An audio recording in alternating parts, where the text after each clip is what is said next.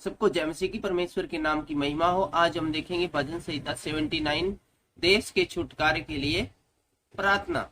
ये आसाफ का एक भजन है। तो आइए देखिए भजन संहिता 79, देश के छुटकारे के लिए प्रार्थना। हे परमेश्वर, अन्य जातियां तेरे निज भाग में घुस आई है। हे परमेश्वर, अन्य जातियां तेरे निज भाग में घुस आई है। इसका मतलब कि आपने जो देश अपने बंदों के लिए चुना था, अपने लोगों के लिए चुना था, उस देश के अंदर जो तेरे अपने लोगों के लिए था, दूसरी जातियां हैं, उसने अटैक करके उसके ऊपर कब्जा कर लिया है। वो जबरदस्ती उस देश में घुस आई जो कि तेरा अपना देश है। और चूंकि वो अन्य जातियां हैं और वो तेरा महत्व नहीं समझती और तुझे मान सम्मान नहीं देती, इसीलिए उन्होंने तेरे पवित्र मंदिर को अशुद्ध कर दिया है। और जो आपका पवित्र मंदिर था उसको उन्होंने अशुद्ध कर दिया है और यरूशलेम को खंडहर बना दिया है। और पूरा यरूशलेम, जिसको कि परमेश्वर का नगर कहा जाता है, उन्होंने तितर बितर करके पूरे नगर को खंडहर बना दिया है। दूसरी आयत कहती है, उन्होंने तेरे दासों के सौ को आकाश के पक्षियों का आहार बना दिया है। जो तेरे दास से, जो तेरे प्रजा थी, जो तुझसे प्यार करने वाले थे, उन्होंने इतना मारा, इतनी बड़ी संख्या में मार दिया कि चारों ओर लाश ही लाश बिखरी हुई है। और आकाश के पक्षी उन शवों को, उन मुर्दा शरीरों को खाते हैं, क्योंकि उन्हें दफनाने वाला कोई भी नहीं है। और तेरे भक्तों का मांस वन पशुओं को खिला दिया है।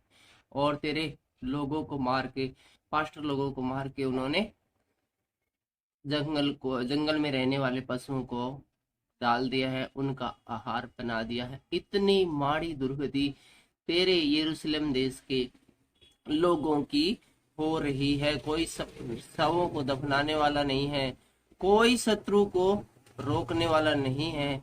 उन्होंने पूरा हुड़दंग मचा रखा है। जिस प्रकार की रूस और यूक्रेन के युद्ध के दौरान रूस ने जिस प्रकार किया था, किस प्रकार बड़े नरसंहार किए थे, सेम ऐसी ही पोजीशन यहाँ पर भी चल रही है। जिस प्रकार की भारत और पाकिस्तान के बंटवारे के समय 1947 में जिस प्रकार का बड़ा नरसंहार रहा था, भारत के लोग पाकिस्तान जा रहे थे और पाकिस्तान के लोग भारत आ रहे थे, हिंदू मुस्लिमों का जब बंटवारा हुआ, जिस प्रकार के हालात थे, ऐसे ही हालात यहाँ पर बन पड़े हैं। और तीसरी आयत बताती है, उन्होंने उनका लहू यरूशलेम के चारों ओर जल के समान बहा दिया। जिस प्रकार की जल है बहता है, इसी प्रकार जल के समान चारों ओर तेरे बंदों का लहू है वो बह गया है।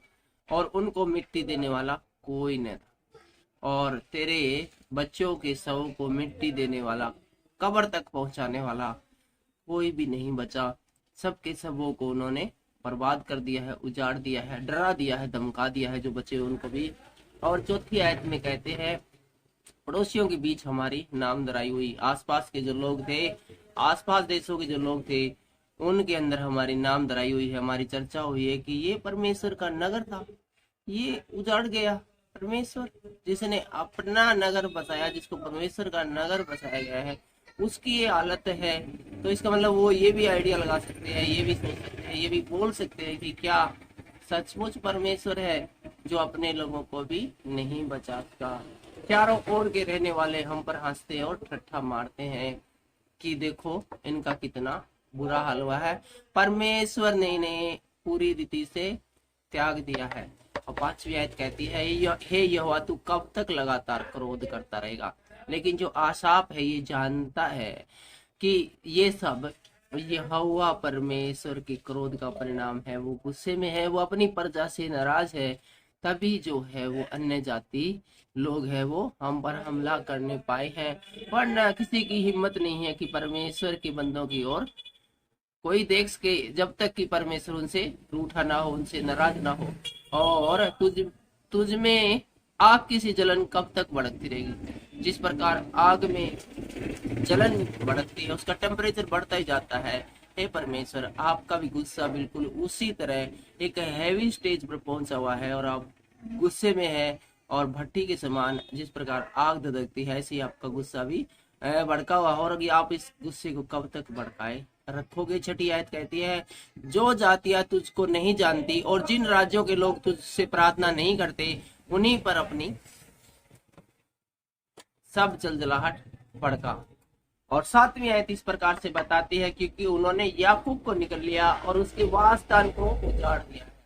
याकूब को निकलना मतलब याकूब का जो देश था, याकूब की जो निज भूमि थी, उसको उन्होंने खा लिया है, उसके ऊपर कब्जा जमा लिया है और उसके वासस्थान को उजाड़ दिया। उसके जो भवन थे, बिल्डिंग थे, उसके जो परिवार के लोग थे, सब कुछ उजाड़ कर दिया। 8वीं आयत कहती है, हमारी हानि के लिए हमारे पुरखाओं के अधर्म के कामों को समझने का। बड़ी ही अच्छी बात कही कि इस समय जो हमारी हानि हो रही है ना, इस हानि के लिए हमारे जो पुरखाओं ने जो गलती की, जो अपराध किए, उनको इसमें ऐड मत करो कि उन्होंने जो गलती की थी इसके लिए अब तुम्हें सजा दी रही है। तेरी दया हम पर शीघ्र हो, क्योंकि हम बड़ी दुर्दशा में हैं। और ये जो भगत है परमेश्वर का, शाप ये कहता है कि परमेश्वर जो भी हमसे गलती हुई, अपराध हुए हैं, उसके लिए हम क्षमा चाहते हैं और उससे हम लगातार क्षमा मांगते रहेंगे। ये आपस का अपना निजी मामला है, हम इसके लिए दोषी हैं, लेकिन फिलहाल तो सारी बातों को भूलकर, जो हमने अपराध किए उन अपराधों को थोड़ी देर के लिए भूलकर जल्दी हमारी है हेल्प करो, सहायता करो, क्योंकि हम बहुत बड़ी दुर्दशा में हैं और हम ऑफिशियली रूप से आपसे क्षमा मांगेंगे, आपको बलि चढ़ाएंगे। और हम जब तक कि हम टाट ओढ़ कर और राख पर बैठकर क्षमा मांगे, तब तक तो ये सब कुछ दुश्मन हमारा विनाश कर चुका होगा। इसलिए आप सारी बातों को छोड़कर शीघ्र ही हमारी, जल्दी से हमारी एक बार सहायता कीजिए। उसके बाद हम आपसे क्षमा भी मांगेंगे, ऑफिशियली रूप से मांगेंगे, आपको मनाएंगे। 9वीं आयत कहती है, हे हमारे उद्धारकर्ता परमेश्वर, अपने नाम की महिमा के निमित्त हमारी सहायता कर। याद रखे, बार बार भजन संहिता के एक चीज आई है कि नाम की महिमा। परमेश्वर का नाम है, वो अपने आप में एक मंत्र है, यहोवा परमेश्वर है, लॉर्ड जीसस है। इनका नाम आपके मुंह से निकलता है तो पावर आपके अंदर आ जाती है, शक्ति आपके अंदर आ जाती है। बड़ा ही महिमा में नाम है।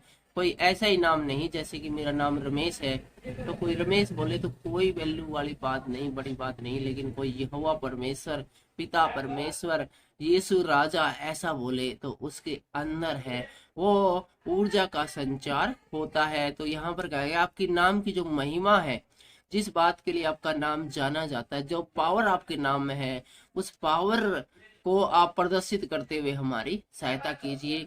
यहोवा नाम मतलब दया का सागर। इतने बड़े आप दया करने वाले हैं और हमारे पापों को एक पल में क्षमा करने वाले हैं, तो उसे अपने नाम के निमित्त हमको छुड़ाकर हमारे पापों को ढांप दे। जो हमने अपराध किए हमको थोड़ी देर के लिए, एक बार के लिए आप ढांप दे और हमारी सहायता कर, ताकि हम इस बड़े संकट से छूट जाए। 10वीं आयत कहती है, अन्य जातियां क्यों कहने पाए कि उनका परमेश्वर क्या कहाँ रहा। सबसे बड़ी प्रॉब्लम ये है कि अन्य जाति लोग हैं, वो आप उनकी नजर में आपका नाम है वो खराब हो रहा है। वो कहते हैं भी कहाँ है परमेश्वर, कहते थे परमेश्वर का नगर है।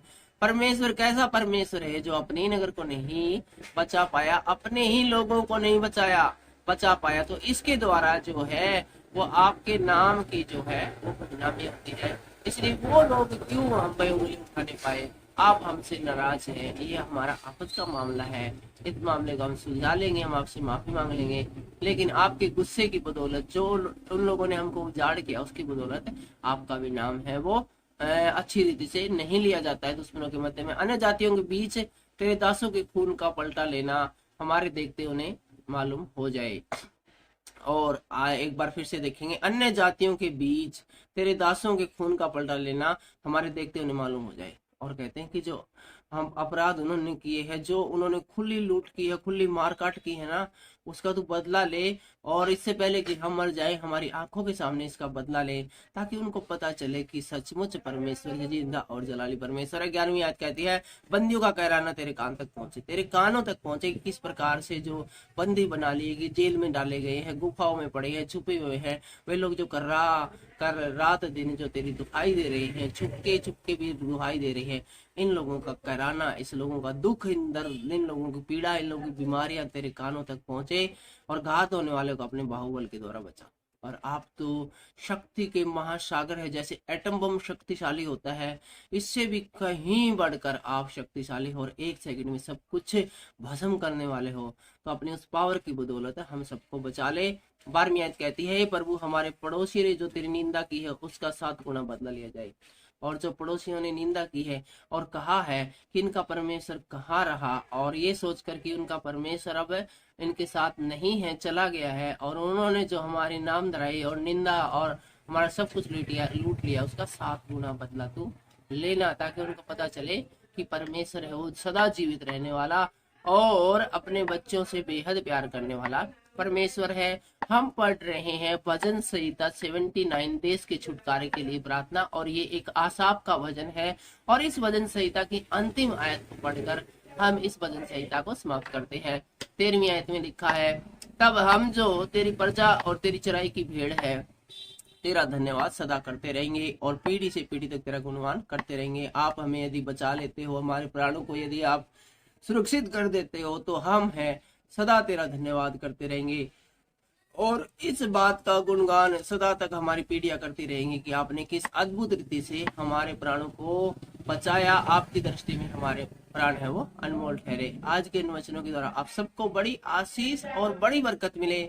सबको जय मसीह की जय हिंद।